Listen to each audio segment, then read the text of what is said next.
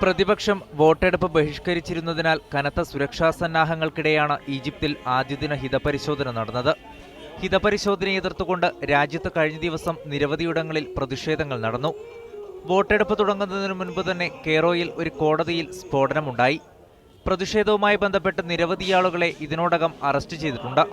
പ്രമുഖ പ്രതിപക്ഷ കക്ഷികളുടെ നേതാക്കളുൾപ്പെടെ 700-ലധികം ആളുകളെ മുൻകരുതലുകളുടെ പേരിൽ സൈന്യം അറസ്റ്റ് ചെയ്തിരുന്നു. അമേരിക്കൻ ഒത്താശയോടെ ഏകപക്ഷീയമായി നടപ്പാക്കുന്ന ഹിതപരിശോധന ബഹിഷ്കരിക്കുമെന്ന് നേരത്തെ തന്നെ മുസ്ലിം ബ്രദർഹുഡ് പ്രഖ്യാപിച്ചിരുന്നു.